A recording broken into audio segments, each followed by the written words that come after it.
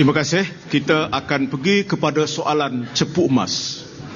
Saya akan minta Datuk Seri Anwar menanyakan satu soalan kepada Datuk Ahmad Sabri dan kemudian Datuk Ahmad Sabri akan menanyakan satu soalan kepada Datuk Seri Anwar. Saya mulakan dengan Datuk Seri Anwar menanyakan soalan kepada Datuk Ahmad Sabri.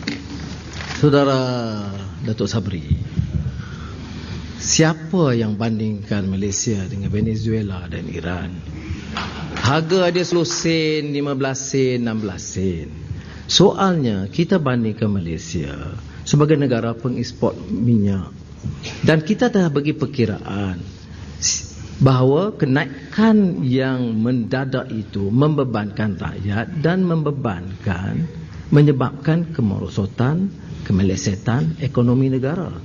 Jadi kalau ini diketahui, mengapa kerajaan setelah berjanji untuk tidak menaikkan minyak sebelum pilihan raya, dalam tempoh beberapa bulan saja memungkiri janji, mengkhianati amanah dan menaikkan harga minyak yang membebankan rakyat dan mengatakan kita ambil dari Petronas? Siapa yang kata kita ambil dari dana Petronas? Saya kata kita jimatkan belanja, kita betulkan perjanjian kita dengan IPP dan kapasiti lebihan, dan kita ambil dari dana kerajaan yang bocor begitu banyak, termasuk rasuah yang disebut Morgan Stanley kehilangan 300 bilion. Ini soalan dan 10 bilion. Soalan panjang sikit. Okey, 10 bilion. Jadi saudara, saya cuma nak sebut begitu. Mengapa gunakan media, termasuk media rasmi sebagai amanah, memutabelitkan kenyataan kita? Kenyataan kita ialah mengapa kenaikan begitu mendadak dan membebankan, dan mengapa tidak boleh diurus sumber khazanah yang kita miliki untuk meringankan beban rakyat dan memacu pertumbuhan ekonomi dengan meyakinkan. Terima kasih. Saya minta Datuk Ahmad Sabri jawab. Saya kira ini sekali lagi ucapan yang populis sifat dia, seolah-olah menafikan bahawa segala-galanya dikaitkan bahawa punca kenaikan harga minyak kita ini ialah kerana ada soal tidak ada penjimatan, soal rasuah dan sebagainya. Ini boleh kita terima sekiranya kenaikan harga minyak negara kita adalah sesuatu yang terpencil daripada negara lain. Seolah-olahnya Saudara Anwar menafikan bahawa seluruh dunia berhadapan dengan soal harga minyak yang tinggi sekarang ini. Seolah-olahnya dikatakan bahawa minyak mahal hanya di Malaysia sahaja. Ini sama saya katakan seperti dalam tahun 74 dahulu. Saudara menggerakkan massa, menggerakkan mahasiswa. Menggerakkan mahasiswa mengatakan ya orang kaya raya, orang miskin, apa kedana. Sedaplah kita bercakap waktu itu, bercakap tentang orang baling pada waktu itu. Tetapi pada waktu yang sama kita rasakan bahawa Saudara Anwar waktu berada dalam kerajaan tak selesai pun tentang soal orang balik.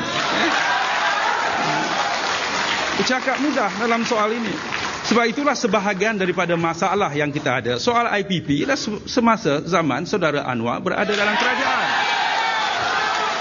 Susah kita nak ubah kontrak-kontrak yang ada sekarang ini kerana antara kontrak itu dipertahankan sewaktu Saudara Anwar berada dalam kerajaan. Saudara Anwar kata media suka memutabelitkan Anwar berada dalam kerajaan diberi peluang yang begini pada seorang pemimpin pembangkang. Saya rasakan bahawa kalau mengikut cara Saudara Anwar sewaktu menyelesaikan masalah krisis keuangan dalam tahun 97, memilih cara yang digemari oleh IMF pada waktu itu yang menjerut rakyat dan tidak pernah pun dicakap tentang kita membuat tentang kepentingan rakyat. Kadar bunga dinaikkan dengan cara yang cukup tinggi pada waktu itu. NPL dipanggil daripada 6 bulan kepada 3 bulan. Ramai peniaga kecil, SME dan sebagainya bankrupt disebabkan oleh Saudara Anwar. Kita bercakap mudah bila kita di luar, tetapi hakikat sebenarnya tak semudah yang kita dapat kita hayati dalam keadaan yang sebenarnya dalam negara kita pada hari ini. Tetapi percayalah, bila saya katakan tadi, percayalah sebagaimana yang saya katakan tadi, dalam kesusahan yang ada sekarang rakyat cukup makan.